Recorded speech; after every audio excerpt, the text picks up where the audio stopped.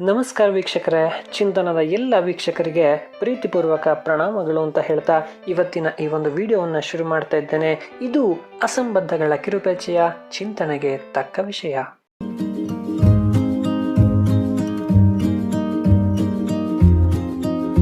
ಒಂದು ರಾಜ್ಯವಿತ್ತಂತೆ. ಅದರ ಮಹತ್ವಾಕಾಂಕ್ಷಿ ರಾಜ ರಾಜ್ಯವನ್ನು 4 ದಿಕ್ಕುಗಳಲ್ಲಿ ಬೆಳೆಸುತ್ತಿದ್ದ.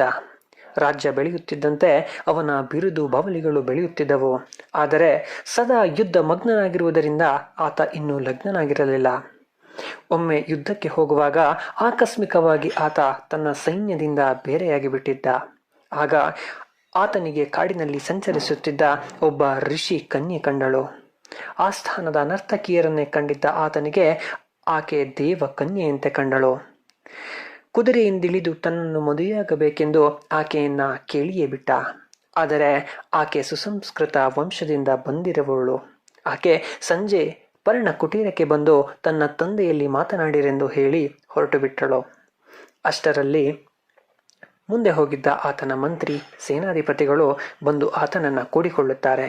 ಸಂಜೆ ರಾಜ ಚಿನ್ನಾಭರಣಗಳ ಹರಿವಾಣವನ್ನು ಹಿಡಿದುಕೊಂಡು ಋಷಿಯ ಪರ್ಣ ಕುಟೀರದ ಬಳಿ ಹೋದ.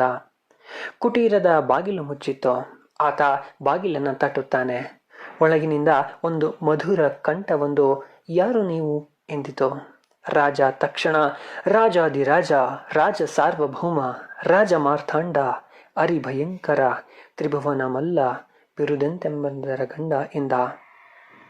ಒಳಗಿನಿಂದ ಮಧುರ ಧ್ವನಿ "ನಮ್ಮದು ಸಣ್ಣ ಕುಟೀರ, ಇಷ್ಟೊಂದು ಜನರಿಗೆ ಒಳಗೆ ಸ್ಥಳವಿಲ್ಲ" ಎಂದಿತು. ಅನಂತರ ರಾಜ ಏನು ಹೇಳಿದರೂ ಬಾಗಿಲು ತೆಗೆಯಲೇ ಇಲ್ಲ. ರಾಜ ನಿರಾಶನಾಗಿ ಹಿಂತಿರುಗಿದ. ತನ್ನ ಠಿಕಾಣಿಗೆ ಬಂದು ಮಂತ್ರಿಯನ್ನು ಕರೆದು ನಡೆದದ್ದನ್ನೆಲ್ಲ ವಿವರಿಸುತ್ತಾನೆ. ನಂತರ ಅವರ ಸಲಹೆಯನ್ನು ಪಡೆಯುತ್ತಾನೆ.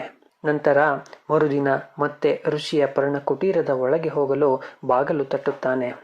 ಮತ್ತದೇ ಮಧುರ ಧ್ವನಿ "ಯಾರು ನೀವು?" ಎಂದಿತು. ರಾಜನು ಮೆಲು ಧ್ವನಿಯಲ್ಲಿ "ನಾನು ನಿನ್ನನ್ನು ಮದುವೆಯಾಗಲು ಬಯಸಿ ಬಂದಿರುವೆನು" ಎಂದ ತಕ್ಷಣ ಬಾಗಿಲು ತೆರೆಯಿತು. ಒಳಗೆ ಋಷಿಯ ಕುಟುಂಬವಿತ್ತು. ಎಲ್ಲರೂ ಮಾತನಾಡಿದರು, ಮದುವೆಗೆ ಒಪ್ಪಿದರು. ರಾಜ "ನಿನ್ನೆ ಸಂಜೆ ಏಕೆ ಬಾಗಿಲು ತೆಗೆಯಲಿಲ್ಲ?"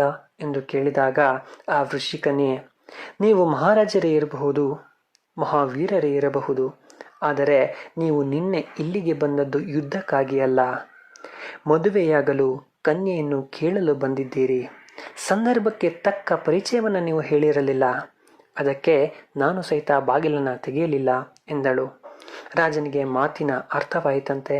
ನಂತರ ಮದುವೆಯೂ ಸಹಿತ ನಡೆಯುತ್ತಂತೆ. ಈಗ ರಾಜನನ್ನ ಅವನ ಪಾಡಿಗೆ ಬಿಡೋಣ. ನಾವು ಆತ ಮಾಡಿದ ಅಸಂಬದ್ಧಗಳನ್ನು ಮಾಡುತ್ತೇವೆಯೇ? ಒಮ್ಮೆ ಯೋಚಿಸೋಣ. ಹೀಗೆ ನಮ್ಮಿಂದಾಗಬಹುದಾದ ಅಸಂಬದ್ಧಗಳ ಸಣ್ಣ ಪರಿಚಯ. ಇದು ಚಿಂತನೆಗೆ ತಕ್ಕ ವಿಷಯ. ಏನಂತೀರಿ?